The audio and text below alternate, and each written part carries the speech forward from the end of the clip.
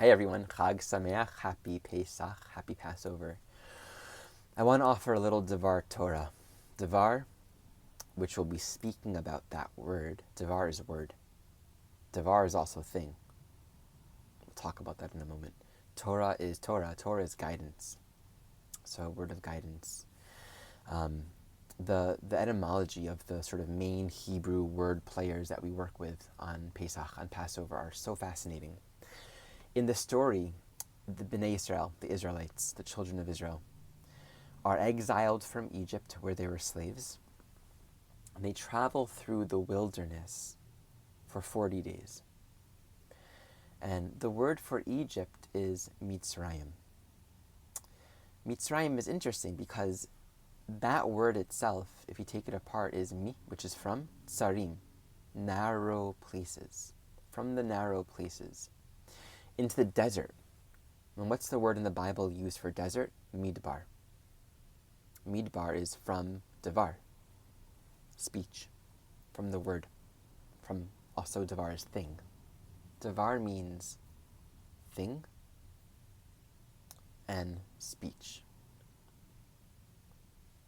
And there's a very interesting insight in this. The story is that when the Israelites were in Egypt, they were comfortable.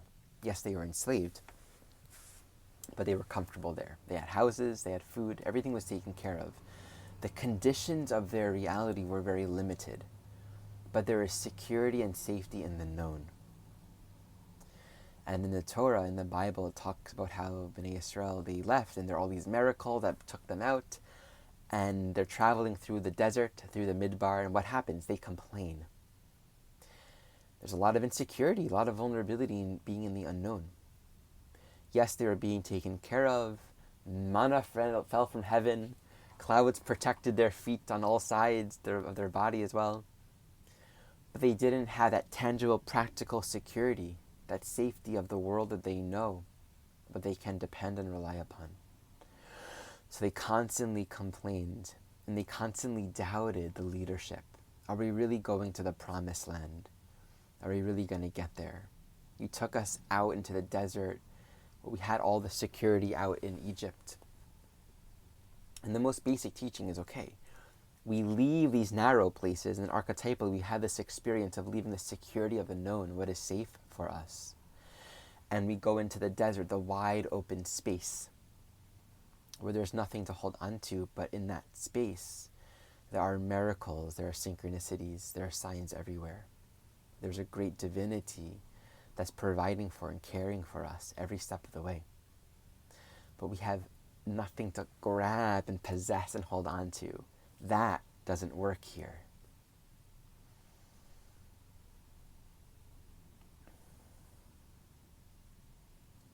And the idea that the word for desert is midbar is very interesting. One of the downfalls, so to speak, of the Israelites when they were traveling through the desert was their thoughts. They were constantly in a negative state. In fact, ultimately that generation that left Egypt, according to the story, did not enter the promised land. That generation died out. Even Moses didn't enter the promised land. It was the next generation that entered the promised land. There was struggle after struggle with trusting Moshe, with trusting Moses, with trusting Hashem. You had the golden calf, the whole thing with, Korach and rebelling against Moshe. It's constant complaining, constant doubt. That when Moshe came down with the 10 Commandments, he saw what was happening, that his people were worshiping to another god, and he was totally disillusioned and shocked. Freaked him out. And so this is interesting when you think about the word Devar. We have that notion, adabracadabra, or however you say it. It's really, I create as I speak. In the beginning, there was the Word. So much of what we learn, and we see this from so many spiritual teachers, even Jesus speaks this about, don't worry with what you put in your mouth, but what you put out of your mouth is what nourishes you, is what feeds you. What we speak, how we speak, which corresponds to how we think. It really is what creates our reality. It's what provides and nourishes us and those around us. And there are these karmic periods in our life where we are sort of in this vestibule of very little wiggle room, where it's like the stakes are high and we don't have as much space to run around and wreak havoc with our thoughts. At a certain stage of immaturity, like, biological immaturity when we're a certain age, or social immaturity, or spiritual maturity, there's a certain phase where we can do that. But as we evolve and grow, the tether between us and God gets shorter. And there isn't as much wiggle room. And so we experience more imminently, more directly, the direct karmic consequences of our thoughts, of our speech. And that's a gift, because it actually makes us feel like we're not free. Makes us feel like, oh man, this sucks. I can't do what I want here. I have to fall in line and just trust and be in alignment. I have to seek to know what's actually happening. I have to know my relationship to Creator. That sucks. It was so much easier when I can be ignorant and everything was taken care of and I didn't have to worry. Right? It's like in the desert, like miracles are all over the place, like right and left. It was crazy. But it also required that the people of Israel, the children of Israel, were even more clear and aligned. It's like when energy is that pure, you can suffer that much more.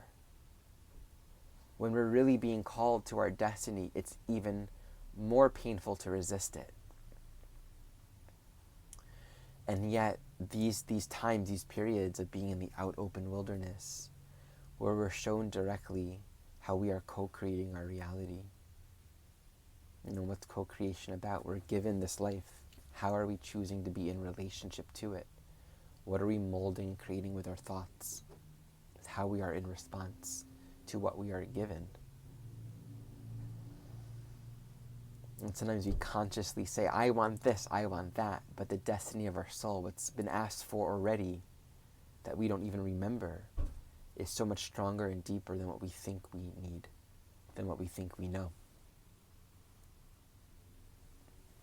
So, this is my little Devar Torah, and may this time of Passover be a time of liberation and freedom for all of us. May we find security and faith and peace in the unknown and the powerful divinity that guides us and moves us through the wilderness of our own lives. And there's always an arrival. We may not, our current identity structure may not make it through the wilderness. It might die out. But then the next generation ego will. But we won't die out. Who we are keeps on going. And the more we can root in that, the more we have this perseverance and strength to take it with grace. Okay. One of the words for Pesach is Yom. What's the word? Yom HaZikaron, but Yom HaTzilut, the day of liberation. Yom HaCherut, Chag Sameach, or something like that. Cherut is liberation. Cherut. So happy Liberation Day.